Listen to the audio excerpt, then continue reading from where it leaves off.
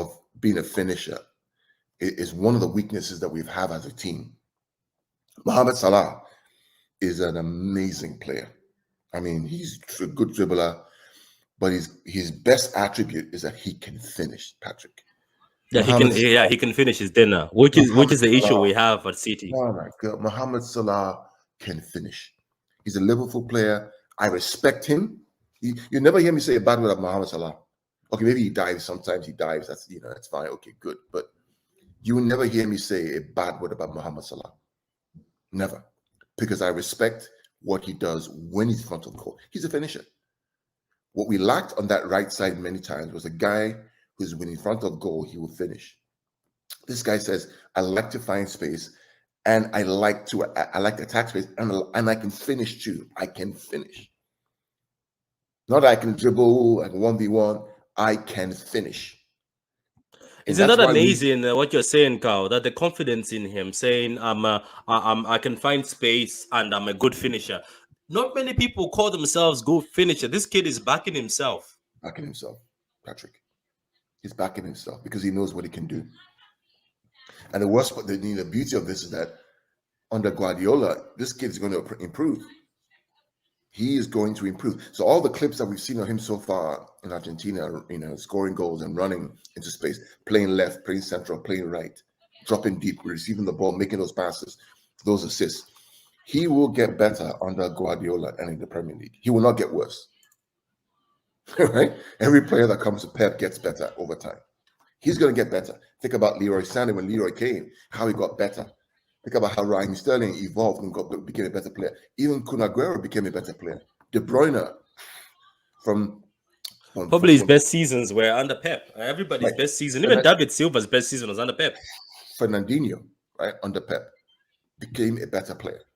So now imagine this guy and Erling Haaland getting better under Guardiola. It's a frightful proposition.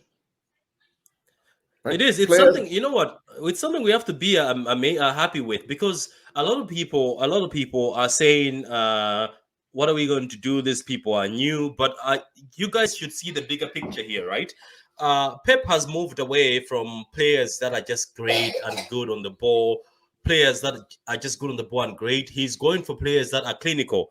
He's saying that you might need people who finish their food, because how many times are we going to go to those Champions League games and then sit there and get frustrated that, oh, if only we could have finished our chances? So if you've noticed, Pep has moved away from people who can't finish their dinner, or people who are good in a technical way, good for the system, but when it comes to goal, they're not that great, to people who are very direct, people who can score. Because Alvarez is direct. I've seen Alvarez multiple times take the ball from outside the box, shoot. He's never scared to shoot, and he's never scared to score any goals. Okay, let me read these comments before we go on to the next slide, Carl. Sure. So, Patrick, I will send you some videos tomorrow for the event. Yeah, Charlie, please, man. I appreciate that. Charlie says, hi, Carl.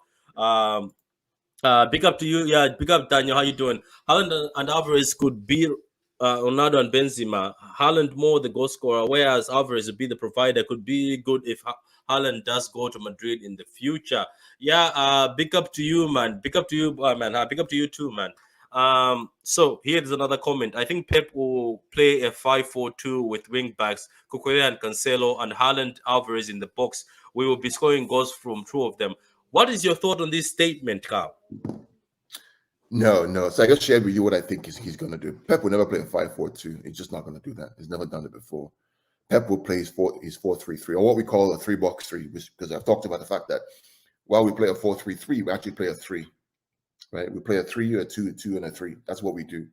So one of the fullbacks comes in. So I've been studying this thing about what they call positional play, right? Which is what Pep Guardiola does, Johan Cruyff does, Rinus Mikel does. And there are two basic philosophies around positional play. You never have more than 3 horizontally and 2 diagonally, right? Never more than 3 horizontally and 2 diagonally. What does that mean? That means that no more than 3 players in the horizontal line. So think about, we start with a back 4, right? We have Cancelo, Laporte, Diaz, and Walker. What happens many times, right, is that Cancelo or Walker goes into midfield, right? Remember that? All of a sudden, it's now 3, right? The idea about positional play is 3, no more than 3 horizontally and 2 vertically, and not in the same position. So when you think about that, I don't see him playing a back 5-4-2. I think we play a 4-3-3 or what we call a 3-box-3 and play that. I just shared with you what I think we're going to end up doing next season in terms of. Yeah, I'm gonna throw that in a minute. I can finish the slides for you first with the video, so that then when we move to that, we don't come back to the slides. So I think Kopama will break through season this year, bearing injuries. Yeah, if he doesn't have any injuries, I think Abdul, you're right, Kopama. Guys, so what